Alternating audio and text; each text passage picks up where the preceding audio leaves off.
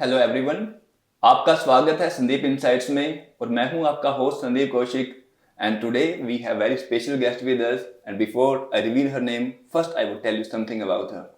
Initially she started many businesses but eventually she could not succeed, but now she is a full-time CEO of an international company, Infinity Digital Consultant, and she is single-handedly managing everything here. Being from a small city, how she could achieve so much success in small time. Rest of the thing, let's know from Mrs. Vandana Rana. Straight away to her.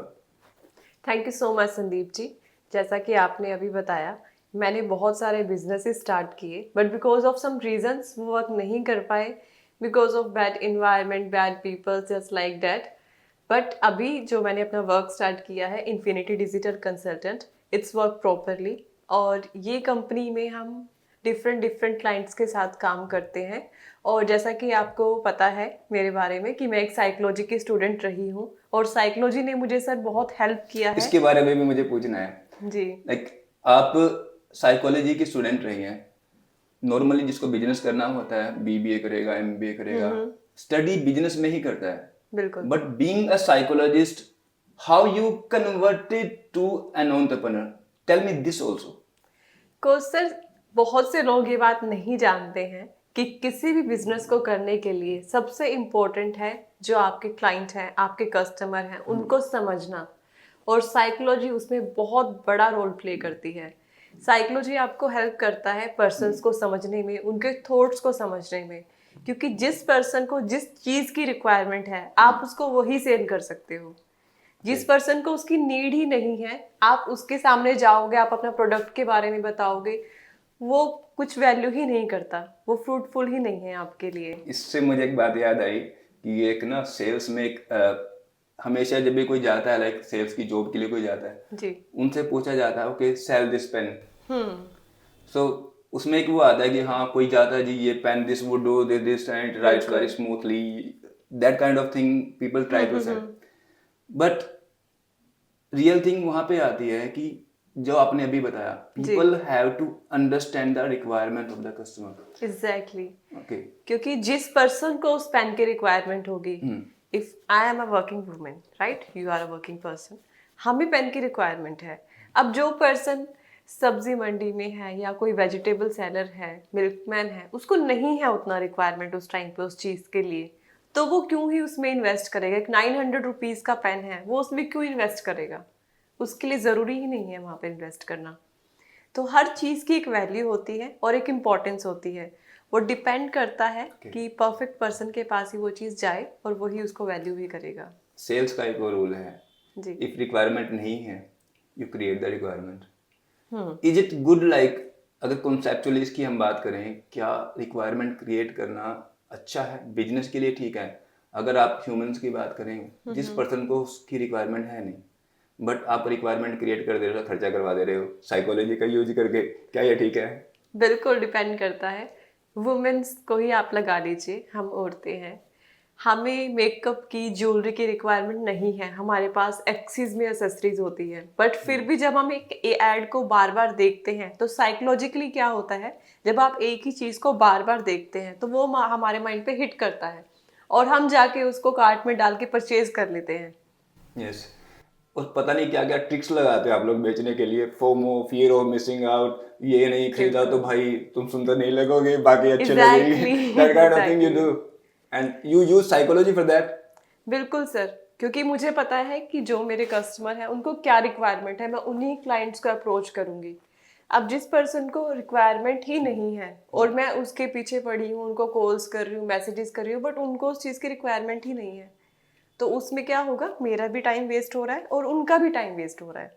और time तो sir आपको पता है हर किसी के, हर एक person के time की बहुत वैल्यू है। ओके। अब मुझे बताइए कि what motivated you to start a business? You could go for a job or something else like, अब जैसे छोटे शहर से आप आए हो, सबको बिजनेस करने की रिक्वायरमेंट होती नहीं, आप कैसे, आपके दिमाग में आया कि आपको बिजनेस करना चाहिए? आपने जॉब के बारे में नहीं सोची, या फिर आपका ये नहीं था कि क्यों काम करना चाहिए, आराम से घर में बैठेंगे, सब बैठे हैं आपके फ्रेंड्स फ्रेंड्स सारे थोड़ी काम कर रहे होंगे? What motivated you to do this? Actually I am a single parent sir, और मैंने जॉब भी किया है, 3-4 ईयर्स तक मैंने जॉब किया है, ज़्यादा भी होगा उससे शायद। बट क्या होता है कि जॉब में आप, मेरे 2 बच्चे हैं, मैं उनको प्रॉपर टाइम नहीं दे पा रही थी, और ये जो टाइम पीरियड है मेरे बच्चों के लिए बहुत इंपॉर्टेंट है। और जब आप अपना खुद का बिजनेस करते हो तो वो उसके सभी डिसीजन, सभी राइट्स आपके हैंड में होते हैं। जब मैं जॉब कर रही थी तो मैं वहाँ पे अपना 200% देती थी। तो फिर मैंने सोचा अगर ये सेम एफर्ट मैं अपने बिजनेस में लगाती हूँ तो मैं अपनी कंपनी को यहाँ से यहाँ तक लेकर जा सकती हूँ। Okay, so you have self-belief that you can take better decisions. Exactly. And by doing business, you want to keep the decision-taking power with yourself, exactly right? Sir. The amount of effort that you are putting into a business, you want to reap the benefit yourself, exactly sir. right?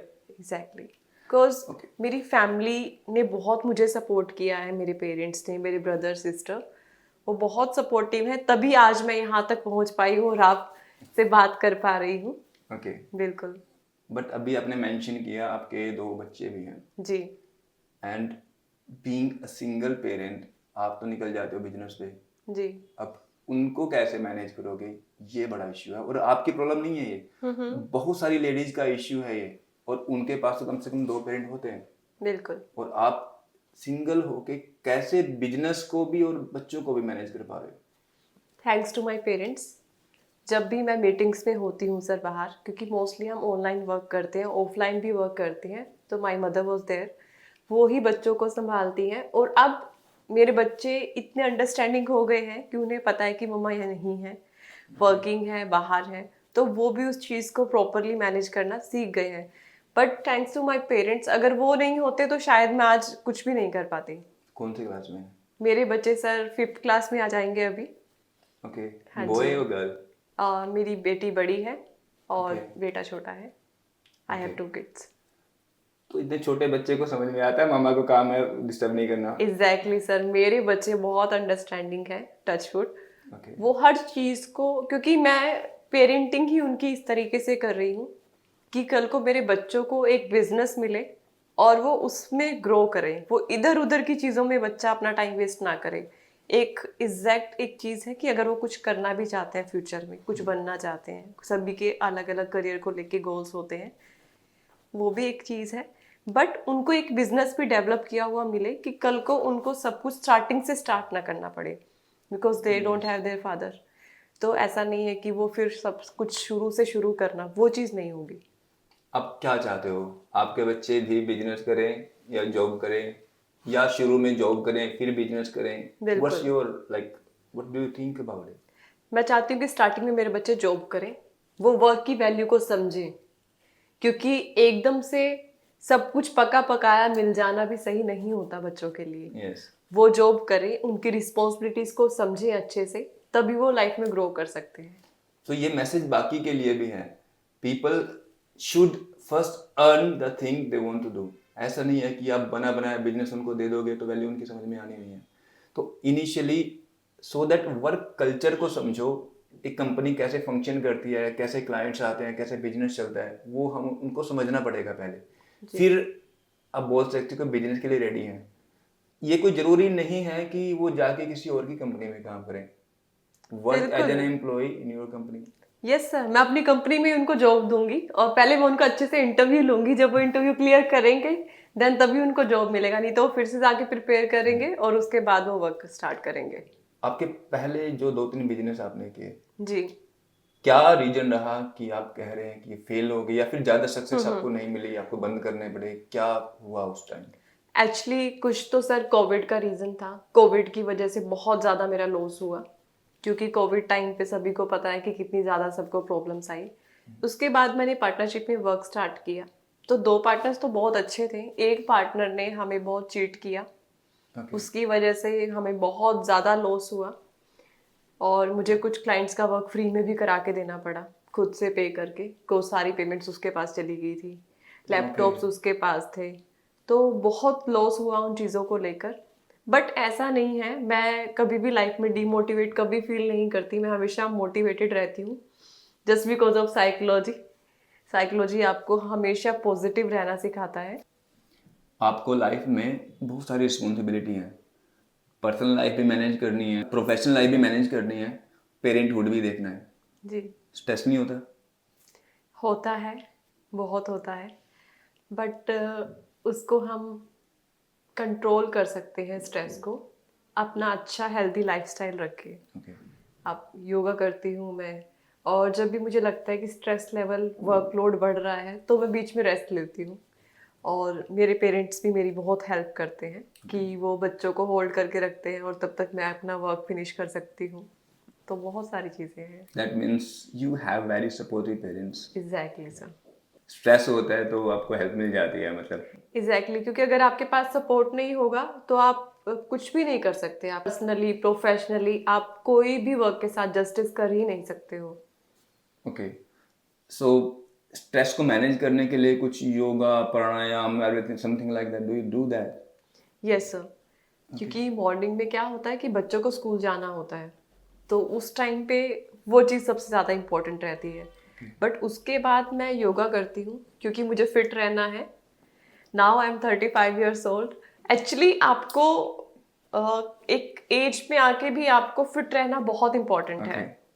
ये women's के लिए बहुत अच्छा message है कि आप लोग भी फिट रहिए। फिटनेस बहुत इम्पोर्टेंट है, आप फिट रहेंगे, हेल्दी रहेंगे। मैंने सुना आपको डांस वांस भी कुछ अच्छा, लाइक आपने किया है पहले परफॉर्म? यस सर, मैं डांस कोरियोग्राफर भी हूँ और मैं नेशनल लेवल तक भी गई हूँ वाओ।